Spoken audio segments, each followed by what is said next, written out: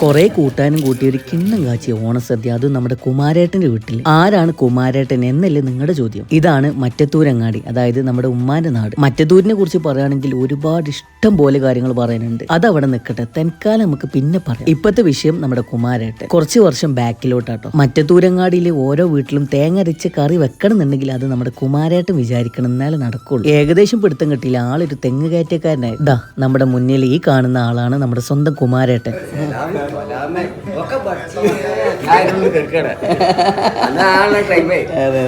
കുമാരേട്ടൻ ഈ പറഞ്ഞ ഡയലോഗ് കുറെ വർഷങ്ങൾക്ക് മുന്നേ, അതായത് നമ്മുടെ ആശി സെലന്റെ ഒക്കെ കാലത്ത്, ചെറുപ്പകാലത്ത് ഉണ്ടായ ഒരു കഥനെ കുറിച്ച് പറഞ്ഞത്. അതൊക്കെ പറയുകയാണെന്നുണ്ടെങ്കിൽ ഇഷ്ടം പോലെ കാര്യങ്ങളുണ്ട് കേട്ടോ. ഭയങ്കര രസമായിരുന്നു. ഏതായാലും ഓണ സമയത്ത് നമ്മുടെ കുമാരേട്ടന്റെ വീട്ടിൽ മറ്റത്തൂരിലുള്ള മിക്ക ആളുകളും അവിടെ നിന്ന് സദ്യ കഴിക്കാറുണ്ട്. ശരിക്കും പറയുകയാണെങ്കിൽ സദ്യയല്ല, നമ്മുടെ കുമാരേട്ടന്റെ ആ സ്നേഹം ഉണ്ടല്ലോ, അതാണ് വിളമ്പിത്തരും. മൂപ്പര് ക്ഷണിച്ചാൽ പിന്നെ നമുക്കത് പോവാക്കാൻ പറ്റും. ഏതായാലും ഇല ഇട്ടു, 8-10 കൂട്ടാനൊക്കെ വിളമ്പി, ചോറിട്ടു, സാമ്പാറിട്ടു, പപ്പടം അങ്ങോട്ട് പൊട്ടിച്ചിട്ട് ഒന്നങ്ങോട്ട് കഴിച്ചാൽ എൻ്റെ മോനൊരു രക്ഷയില്ല. നല്ല കിണ്ണം കാച്ചി കെറുമാണി ജിഞ്ചിന്നാക്കിട്ട് സദ്യ. ഇപ്പൊ നമ്മുടെ കുമാരേട്ടൻ ആളൊരു പണ്ടാരിയാണ്, അതുകൊണ്ട് നല്ല അടിപൊളിയായിട്ട് ഫുഡൊക്കെ വെക്കും. മറ്റത്തൂരങ്ങാടിയിലെ എല്ലാ ചുണക്കുട്ടികളും ഇവിടെ സജീവമായിട്ടുണ്ടാവും. നമ്മുടെ സദ്യനെ കുറിച്ച് പറയുകയാണെന്നുണ്ടെങ്കിൽ ഒരു രക്ഷയില്ല, നല്ല അടിപൊളി സാധനം കേട്ടോ. സാധാരണ ചോറും കൂട്ടാനും ബാക്കിലോട്ടാണ് കുറച്ച് ഞാൻ, പക്ഷേ കുമാരേട്ടന്റെ സദ്യ മസ്റ്റ് ട്രൈ. ഒരു മ്യാരക പായസം കുടിച്ച് നമ്മുടെ കുമാരേട്ടനോട് താങ്ക്സ് ഒക്കെ പറഞ്ഞിട്ട് അവിടുന്ന് പോകുന്നത്. അപ്പോൾ ഓക്കെ, ബൈ.